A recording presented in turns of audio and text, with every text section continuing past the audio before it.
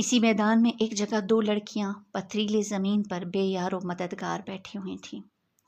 دونوں کی آنکھیں پوری طرح سوج رہی تھیں۔ صاف لگ رہا تھا کہ روتے روتے ان کی یہ حالت ہو چکی ہے۔ نڈھال جسم، پریشان چہرہ اور پژمردہ آنکھیں۔ ان کی دکھ کی کہانی ان کے چہرے پر دور سے پڑھی جا سکتی تھی۔ ان میں سے ایک زیادہ بدحال لڑکی دوسرے سے کہنے لگی، لیلا، مجھے یقین نہیں آ رہا کہ یہ سب کچھ سچ ہے۔ انسان موت کے بعد دوبارہ اس طرح زندہ ہو سکتے ہیں۔ دنیا کی زندگی کے بعد ایک نئی دنیا شروع ہو سکتی ہے۔ نہیں، مجھے یقین نہیں آتا۔ کاش یہ ایک بھیانک خواب ہو۔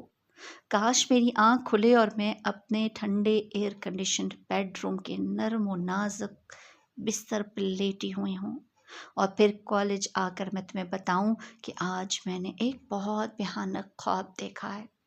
کاش یہ خواب ہو، کاش یہ خواب ہو۔ یہ کہتے ہوئے بلک بلک کر وہ رونے لگی۔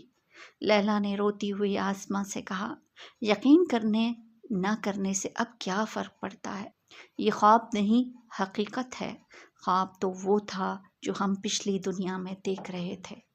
آنکھ تو اب کھلی ہے آسماں، آنکھ تو اب کھلی ہے، مگر اب آنکھ کھلنے کا کیا فائدہ؟ کچھ دیر کے لیے خاموشی چھا گئی، پھر لیلا حسرت کے ساتھ آسماں سے بولی، کاش میری تم سے دوستی نہ ہوتی، کاش میں تمہارے راستے پر نہ چلتی۔ ہاں، کاش میں تمہارے راستے پر چلتی تو ہم دونوں کا یہ حال نہ ہوتا۔ پتہ نہیں اب آگے کیا ہوگا۔ آسماں کا لہجہ بھی افسردہ تھا۔ خاموشی کے ایک وقفے کے بعد آسماں نے لیلا سے مخاطب ہو کر کہا، لیلا، یہ تو بتاؤ، دنیا میں ہم کتنے دن رہے تھے؟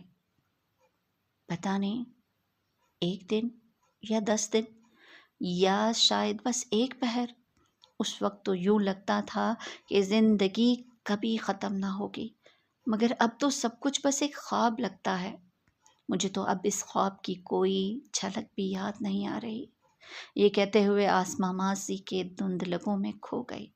شاید وہ ماضی کے ورق الٹ کر کوئی ایسا پہر ڈھونڈ رہی تھی جس کی یاد آج تسلی کا کچھ سہارا بن جاتی، مگر اس کی یادداشت میں کوئی ایسا پہر نہیں تھا۔